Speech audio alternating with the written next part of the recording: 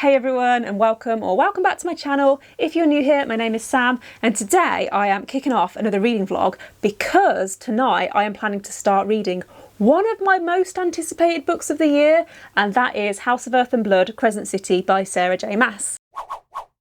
If you've been around here for a while or you've watched any of my other videos, then you might know that over the summer I read the A Court of Thorns and Roses series by Sarah J. Maas for the very first time, and I liked the first book. I think I gave it like a 7 out of 10, and I filmed a video at the time with my kind of initial thoughts and feelings because this is a book that is so hyped on BookTube and on Bookstagram, and I read it and I liked it, but I couldn't really see where the hype was going. However, I then went and read A Court of Mist and Fury, the second book in the series, and oh my goodness, I loved that book. I can't even explain the emotions that I went through as I was reading it. It made me laugh, it made me cry. I loved the whole found family aspect to it, and I always regretted the fact that I didn't do like a reading vlog as I was reading that, because I feel like it would have been quite fun to watch back and see my reaction reading it for the first time. And I mentioned in my recent 5-star predictions video that I feel like Crescent City has the potential to be a new favourite, or to at least be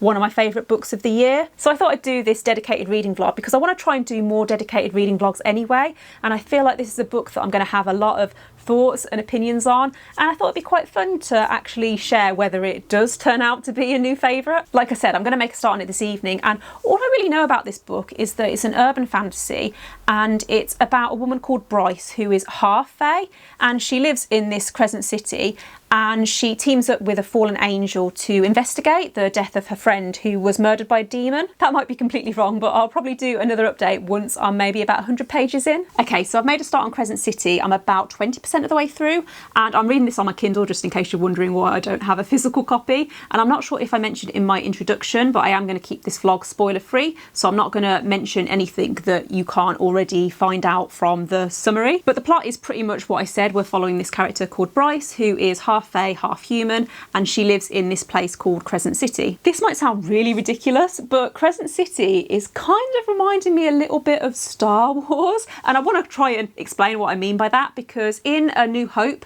the first Star Wars film, you have this scene where Luke and Obi-Wan walk into this bar, and you have all these different alien creatures that are kind of milling around having a drink. And Crescent City, I get that similar atmosphere, except instead of aliens you have all of these paranormal creatures like shifters and angels and fae and witches and vampires. Bryce as a main character is fine. I don't feel like a massive emotional connection to her, but I feel like I could grow to like her more. At the start of the book she's 23, but she still acts like a college student. She still likes going out, getting drunk, doing drugs, and she still has a good job. She works for a gallery, and she's got this good group of friends that she enjoys hanging out with. But then this traumatic event happens that leaves her feeling really broken, and at the start of part 2, which is the bit that I've just got to, it's flicked ahead 2 years and she's still finding things really difficult. This book definitely feels more adult in comparison to the A Court of Thorns and Roses series.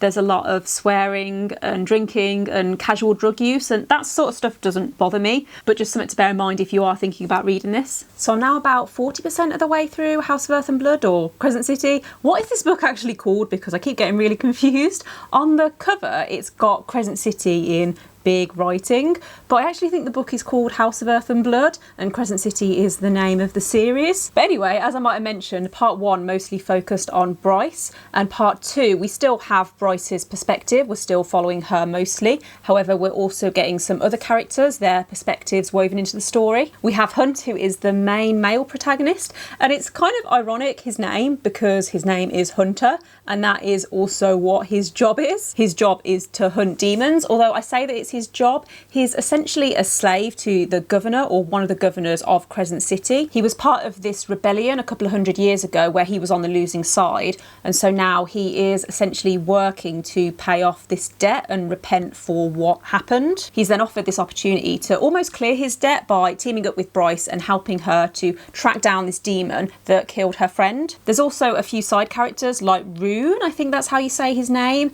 who is the Fae Prince, and he's been set this task by his father, the king, which may or may not also tie into what Bryce is investigating. There's a lot of politics in this book, and at first it was really hard for me to get my head around it. I think I've kind of got the gist of it now because things have been revealed quite gradually, but I'm starting to get the full picture. There's these different houses, these different factions, and different paranormal creatures, I think, belong to different houses. Are there 7 in total? I think that the government is made up of the heads of these different factions, but then some of the factions, like the Fae, also have a royal family. But I am really enjoying this book so far. I like that it's building up gradually and there's all these different layers, and I like that there's this mystery element to the story, and I'm not really sure what direction it's going to go in. I think one of the things that I'm enjoying most about this book is the characters. I think that they're really well developed, and I like their interactions with each other. I think they have really good playful banter, and it's just generally really fun to read. Bryce in particular, as a main character, you get to know her a lot more as the story goes on, because how she appears in the beginning is quite spoiled and like this party girl, but as the story progresses, you learn that there's actually a lot more to her than that. I do like Sarah J. Maas's writing. I think it's really fun and engaging and entertaining. However, there is something that I've noticed that I also noticed in the ACOTAR series, in that she tends to repeat certain words or phrases to the point where I'm actually picking up on it. I can remember when I read the last book in the A Court of Thorns and Roses series, I lost count of the number of times I read the word mate, and I've picked up on something similar in this book. I won't say what it is, but if you've read the book and you think you know what I'm talking about, then please leave me a comment down below and let me know if it annoyed you too, because it's got to a point now where every time I see that phrase, I laugh because I've just seen it so many times. Morning everyone, so I thought I'd do a quick update on Crescent City, House of Earth and Blood, because I'm about 70% of the way through now and I am loving this book. Oh my goodness, the more that I get into it, the more that I'm really struggling to put it down. The tension between the two main characters, Bryce and Hunt, is just, oh, it's beautiful. Like, if you love a slow burning romance, then I would really recommend this. There have been a couple of occasions where something has been revealed as part of the plot, which I wouldn't say that I saw it coming, but I also wasn't particularly shocked, if that makes sense. With the way that I'm reading this book, I think I might actually finish it today or tomorrow. It's not a short book, it's about 800 pages in total, so I've still got about 200 to 250 pages left, and a lot can happen in that time. I think that my final rating is very much going to depend on the ending, because at the moment it's kind of in between a 4 and a 5, but I'm getting really nervous. I think that it's going to break me, and I don't know if I'm prepared.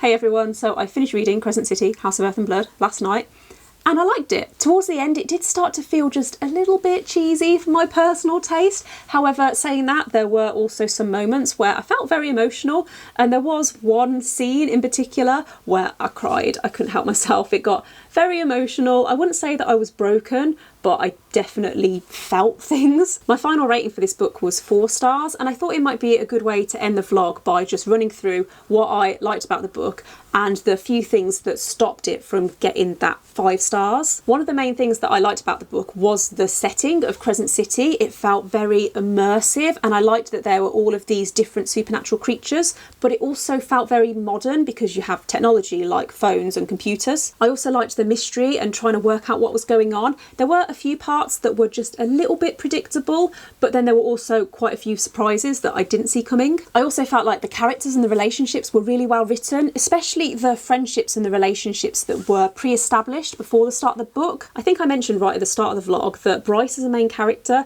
I wasn't a big fan of her in the beginning. I mean, I didn't feel either way about her. I didn't hate her, but I also didn't love her. However, she does go on this journey throughout the book, and I liked the way that the book explored grief, and towards the end I did really start to like her. My main issue with this book, and the main reason why I couldn't give it 5 stars, was the pacing felt really all over the place. In the beginning it felt too slow and very info dumpy. You're kind of bombarded with information about this world, and I felt like I was just kind of like, okay, just like having to roll with it and hope that it made sense later on. The middle section was fine, but then towards the end there was so much action and it was almost going too quickly. I felt like I didn't have enough time to react and process what was going on before, oh, we're on to the next thing. My expectation going into this book was that it was going to be very heavy on the romance, and it wasn't quite what I expected. The romance wasn't as big of a focus as I thought it would be, and that's not necessarily a bad thing, but I think it's important to know that before you go into it. If I had to try and summarise this book in one sentence,